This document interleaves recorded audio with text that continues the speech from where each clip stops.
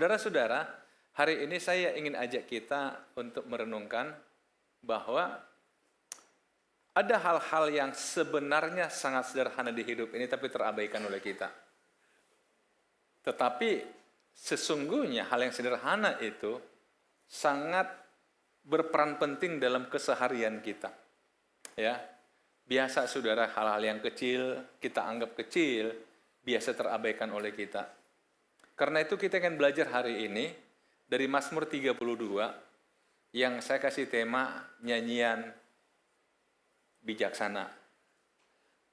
Kalau dalam judul Alkitabnya sih di sana nyanyian pengajaran, tapi saya kasih nyanyian bijaksana karena di sana Raja Daud mengajarkan hal yang simpel bagi kita ya, tapi saya katakan terabaikan. Sambil satu contoh begini, Bapak Ibu. Semua kita pasti punya hubungan dengan orang di luar kita. Baik hubungan suami dan istri, orang tua dan anak, dengan teman, dengan keluarga, dengan apapun itu. Nah, saudara-saudara, hubungan yang terjalin sekian lama bisa saja terganggu karena ada masalah. Atau ada salah satu buat kesalahan. Ya, sehingga hubungan itu yang tadinya begitu harmonisnya, yang tadinya mungkin setiap hari pengen ketemu, tapi setelah ada masalah, sebulan nggak ketemu nggak ada masalah. Karena ada yang terganggu, saudara. Nah, pertanyaannya, kenapa tidak dicoba diselesaikan yang jadi sumber masalahnya apa? Supaya hubungan bisa pulih kembali. Betul, saudara? Karena nggak enak sebenarnya bermasalah dengan orang yang tadinya sangat dekat di hati kita. Betul, saudara? Nah, karena itu, saudara, hal yang sama juga sebenarnya kepada Tuhan juga sama. Kita punya hubungan spesial dengan Tuhan. Tuhan mengangkat kita anaknya. Tapi seringkali sebenarnya kita buat salah sama Tuhan, tapi nggak kita mau selesaikan. Kadang-kadang kita merasa hubungan saya dengan Tuhan baik-baik saja. Ternyata begitu enggak, kamu ada masalah dengan saya. Sehingga saudara ini tanpa kita sadari ternyata berdampak pada kehidupan kita sehari-hari. Tuhan bukannya nggak tahu masalah kita, tapi Tuhan katakan, kamu begitu sama saya, ya sudah silakan kamu jalan sendiri. Nah karena itu saudara, kita belajar dari Mazmur 32, yang saya katakan nyanyian bijaksana. Nah coba kita lihat Mazmur 32:1, dari Daud nyanyian pengajaran. Nah dipakai nyanyian pengajaran saudara, tapi saya rubah menjadi bijaksana, nanti kita lihat. Berbahagialah orang yang diampuni pelanggarannya, yang dosanya ditutupi. Nah, nyanyian pengajaran, kata pengajaran ternyata saya coba baca-baca, itu dari bahasa Alkitab itu maskil, akar katanya adalah sakal, artinya menjadi bijaksana, berpengertian. Artinya begini, ini sebuah lagu yang dikarang oleh Daud. Daud itu suka nyanyikan lagu saudara dengan permainan kecapi katanya, kadang dengan permainan seruling. Dia memang seorang pemusik, seorang musisi, sehingga dia banyak bermazmur. Mazmur dalam bahasa Alkitab adalah ungkapan hati yang sifatnya spontanitas yang disampaikan pada Tuhan. Makanya kalau saudara baca kitab Mazmur, ada kalanya di sana ceritakan kegelisahannya, ketakutannya, tapi juga ucapan syukurnya kepada Tuhan. Itu yang terjadi dalam hidupnya dia. Dia bermazmur pada Tuhan. Nah di sini mazmurnya dia dijadikan sebagai sebuah pengajaran, artinya apa? Dia belajar sesuatu dari hidup. Dan dia ingin juga kita belajar dari kehidupan ini. Supaya kita jadi orang bijaksana. Jadi orang yang tidak mau belajar dari hidup ini, itu yang dia dalam bahasa Alkitab itu orang bebal. Tapi orang yang mau belajar dari hidup, dari apapun, dari hal terkecil pun di hidup ini, Tuhan mau kita belajar, saudara. Salomo sendiri mengatakan begini, aku memutuskan untuk mempelajari segala sesuatu yang terjadi di bawah matahari tanpa mengantuk siang dan malam, betul? Cicak pun dia belajar, semut pun dia belajar. Maksud dari semut dia belajar, dari cicak dia belajar. Dalam banyak dia belajar. Sehingga kalau saudara lihat tulisan-tulisan Salomo dalam Amsal itu, tulisan-tulisan yang tidak mudah kita pahami. Tapi itulah fakta yang dia belajar dari hidup. yang kita sebut dengan bahasa-bahasa hikmat. Nah, hari ini saudara, apa yang Raja Daud ingin ajarkan pada kita? Coba saya ulangi baca yang tadi, Mazmur 32, tapi saya tambah ayat yang kedua. Dari Daud, nyanyian pengajaran, berbahagialah orang yang diampuni pelanggarannya, yang dosanya ditutupi. Berbahagialah manusia yang kesalahannya tidak diperhitungkan Tuhan dan yang tidak berjiwa penipu. Saudara-saudara, saya kira paham kalau dalam bahasa Inggris kan berbahagia juga dikatakan diberkatilah. Diberkatilah orang, diberkatilah orang, diberkatilah orang. Jadi kata bahagia sinonim dengan kata berkat. Orang diberkati, orang bahagia, itu siapa? Dalam Mazmur 32 ada pelajaran yang lain yang dikatakan Raja Daud di sini, orang yang diampuni pelanggarannya, yang dosanya ditutupi. Saya coba ambil analogi kembali pada saya tadi hubungan dengan kita misalnya. Kita menyadari kita buat salah pada seseorang. Kita takut pada orang itu karena memang kita buat salah yang cukup serius pada orang itu. Kita mau datangi dia, kita nggak punya keberanian. Kita mau WA dia, kita nggak punya keberanian. Yang pasti kita seperti dibayang-bayangi rasa bersalah. Kita mengatakan, aduh seandainya, tapi kok aduh gimana. Artinya kita terganggu saudara, terganggu. Tapi tiba-tiba dia telepon kita. Dia katakan, halo, gimana kabar kawan? Kita mulai gugup. Nah, dia katakan, udahlah, yang selesai, yang udah lalu tuh anggap aja nggak pernah terjadi. Saya nggak masalah kok, udahlah nggak apa-apa. Masa gitu aja dipersoalkan, udahlah nggak apa-apa. Persahabatan kita jauh lebih penting daripada masalah itu. Kira-kira gimana perasaan kita? Plong. Karena apa? Diampuni kita. Nah saudara pernah nggak berpikir hal yang sama kepada Tuhan? Jangan katakan saudara nggak bersalah sama Tuhan, dalam banyak hal kita salah sama Tuhan. Tapi pertanyaannya berapa kali kita datang pada Tuhan dan mohon penyelesaian? Nah saudara mungkin berkata, apa indikatornya bahwa saya punya masalah dengan Tuhan? Saya nggak pernah merasa punya masalah, nanti kita lihat saudara. Nah saya kembali dulu ke sini saudara, ini nyanyian pengajaran, nyanyian bijaksana. Karena itu saya coba merangkai Mazmur 32 dalam sebuah rangkaian lagu, maksudnya dalam syair lagu, bukan lagunya. Jangan suruh saya nyanyi saudara. Jangan pikir, wah berarti ini saya bisa nyanyikan lagu ini. Enggak saudara. Tapi coba lihat di ayat yang ke-5 saya ambil, dosaku kuberitahukan kepadamu dan kesalahanku tidaklah kusembunyikan. Aku berkata, aku akan mengaku kepada Tuhan pelanggaran-pelanggaranku dan engkau mengampuni kesalahan karena dosaku. Saudara ingat baik-baik, saya lompat ke ayat yang ke-5 dulu. Nah dalam rangkaian lagu ini, nyanyian ini saya jadikan ayat 5 ini sebagai refnya. Wah ini supaya saudara bisa enak memahaminya saudara. Jadi jadikan refnya. Saudara, nyanyian itu kan kelebihannya begini, kita bisa hafal liriknya karena suka kita nyanyikan dan ada nadanya, betul nggak? Coba kalau suruh hafal gitu aja, kesalahan kita. Tapi kadang ada lagu berbait-bait kita bisa hafal luar kepala karena dinyanyikan berulang-ulang. Jadi saya buatin nyanyian bijaksana supaya saudara nyanyikan berulang-ulang, supaya saudara bisa hafal tentang hidup ini. Nah, saya jadikan ini saya yang coba memformat ini. Jadikan ayat 5 ini sebagai refnya. Dosaku kuberitahukan kepadamu dan kesalahanku tidaklah kusembunyikan. Aku berkata, aku akan mengaku kepada Tuhan pelanggaran-pelanggaranku dan engkau mengampuni kesalahan-kesalahan karena dosaku. Nah sekarang kita masuk ke bait 1 di lagu nyanyian bijaksana ini. Bait 1-nya bunyinya begini. Selama aku berdiam diri, tulang-tulangku menjadi lesu. Karena aku mengeluh sepanjang hari. Sebab siang malam apa? Tanganmu menekan aku dengan berat.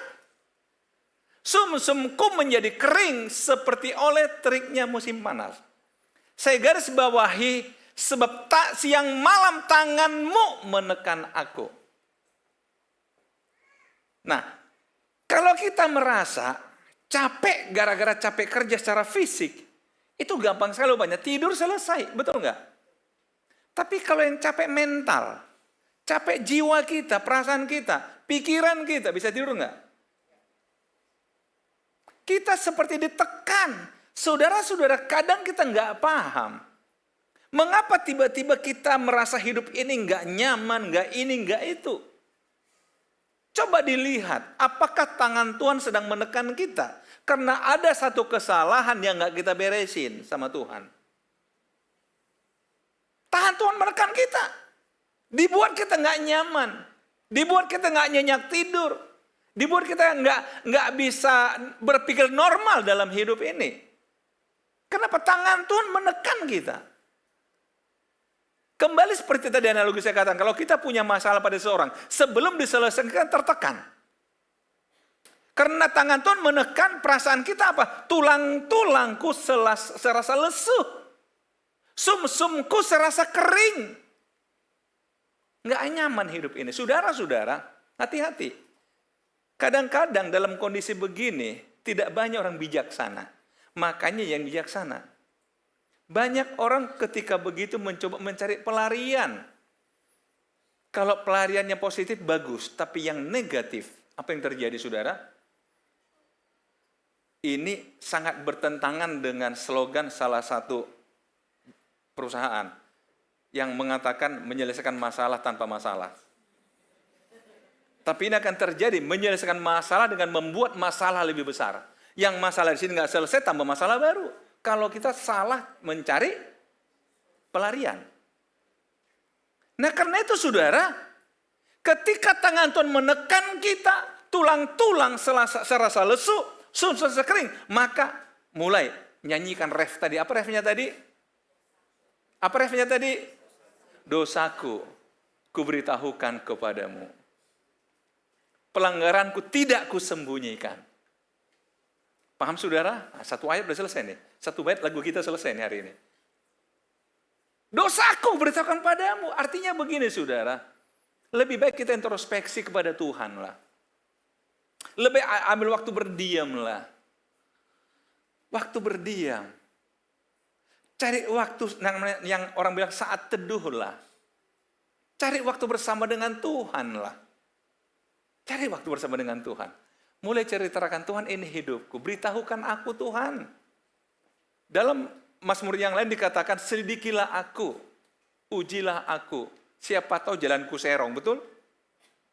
Sama Tuhan berhadapan Tuhan. Saya nggak tahan dengan kondisi ini. Rasanya hidup ini sangat tidak nyaman. Tulang-tulangku serasa lesu. Sum-sum serasa kering. Tuhan tolong aku. Mungkin kita menangis pada Tuhan nggak apa-apa saudara. Laki-laki juga boleh kok menangis. Di hadapan Tuhan. Ya, boleh nggak? Pada Tuhan nggak apa-apa. Tetapi kalau depan orang nggak usah lah. Nanti orang bilang cengeng kali bapak-bapak kan gitu kan. Tapi kalau sendiri dengan Tuhan, kalau saudara malu dilihat wanita, dilihat istri juga tutup pintu. Bilang jangan ganggu aku. Aku lagi ada semedi dengan Tuhan. Saudara-saudara perlu. Karena apa? Ref tadi, aku mau beritahukan, aku mau cerita dulu sama Tuhan. Aku mau ceritakan semuanya kepada Tuhan. Perlu waktu menceritakan segalanya kepada siapa? Tuhan. Nah, kita sekarang masuk bait yang kedua. Jadi kalau sudah terasa begini saudara, kemudian kita ceritakan sama Tuhan. Akhirnya dikatakan kita berbahagia. Nah, kemudian kita masuk bait yang kedua. Ayat yang ketujuh. Engkaulah persembunyian bagiku terhadap kesesakan. Engkau menjaga aku.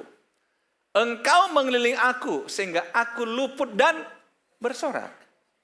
Sangat bertolak belakang dengan tadi ayat 2 dan 3. Betul nggak?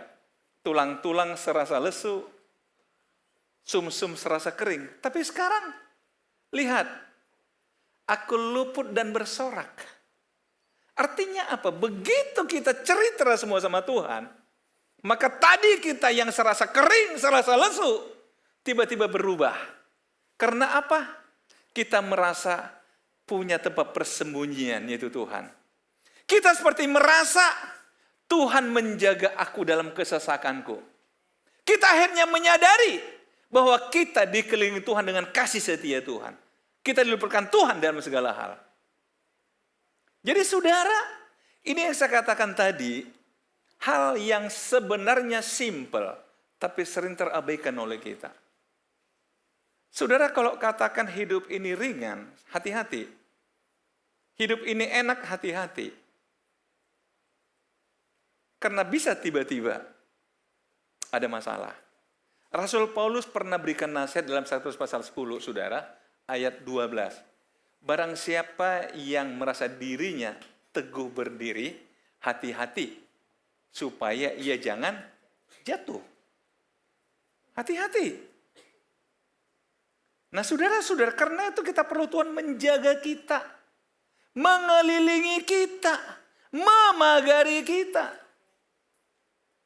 Kadang kita tidak pernah tahu, bisa saja ada orang yang sedang mengharapkan kejatuhan kita. Betul? Kita nggak pernah tahu, bisa saja ada orang yang mengharapkan kebangkrutan kita. Kita nggak pernah tahu. Karena kita nggak pernah tahu isi kepala orang, saudara. Kita nggak pernah tahu. Tapi Tuhan yang tahu. Dia akan menjaga kita. Dia akan melindungi kita, mengelilingi kita, memagari kita. Sehingga kita terluput dan bersorak, saudara. Kita nggak pernah tahu. Saya ingat pengalaman waktu saya masih awal-awal ke Medan, saudara, saya dulu buka sekolah di satu tempat. Nah, kemudian pagi-pagi saya bangun di tempat tinggal saya, kok ada kayak bunga berceceran begitu. Bunga berceceran. Saya nggak paham yang gitu-gitu. Tapi kemudian tetangga mengatakan, ini berarti di malam ada orang siram kembang di pintu kamu ini. Berarti dia ingin kamu celaka. Oh ya? Saya merasa nggak ada apa-apa. Tapi berapa waktu kemudian, tetangga kita ada yang kayak kesurupan. Akhirnya istrinya mengaku, dialah yang siram kembang di pintu saya. Artinya apa? Mental ke dia. Saya yakin ada Tuhan jaga saya. Ada Tuhan lindungi saya. Akhirnya istrinya bilang, Pak tolong doakan dia lah. Saya doain. Loh, saya merasa setiap saat, saudara, kita perlu Tuhan menjaga, memagari kita. Kita nggak pernah tahu dunia kita seperti apa, saudara. Tapi mari. Beresin dengan Tuhan hubungan itu. Apa yang mengganjal itu akui sama Tuhan. Amin. Supaya terjadi ini bait yang kedua. Dan kemudian saudara, setelah kita nyanyi refnya tadi, aku mengakui segala dosaku, pelanggaranku, kita masuk bait yang ketiga sekarang. Di ayat yang ke-8, aku hendak mengajar dan menunjukkan kepadamu jalan yang harus kau tempuh. Ini kata Tuhan. Aku hendak memberi nasihat, mataku tertuju kepadamu. Saudara bisa bayangin. Jadi saya melihat tahapannya begini. Kalau kita nggak ngaku, kita serasa kering. Bahkan Raja Daud berkata, selama aku berdiam diri, nggak mengaku pada Tuhan, yaitu terjadi tadi. Maka ada sesuatu yang nggak enak dalam hidup. Tapi akhirnya ketika kita mengaku, maka Tuhan akhirnya menjaga kita, memagari kita, melindungi kita. Kita masih posisi pasif. Tapi saya coba pahami, berikutnya adalah dia tunjukkan jalan untuk kita. Kamu lewat sana, kamu buat ini, kamu buat itu, kamu begini, kamu begitu. Artinya apa?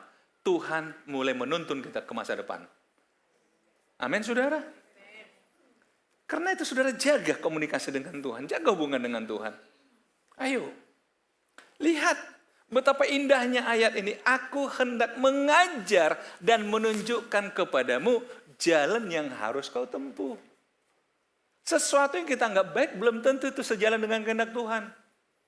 Tapi kalau Tuhan yang kasih jalan, udah pasti baik. Udah pasti baik. Kadang kita nggak pernah tahu gimana, tapi tiba-tiba Tuhan sudah bawa kita ke satu tempat yang tak terduga, saudara. Bahkan dikata, aku hendak memberikan nasihat. Jadi saudara menunjukkan jalan, memberi nasihat, mataku tertuju kepadamu.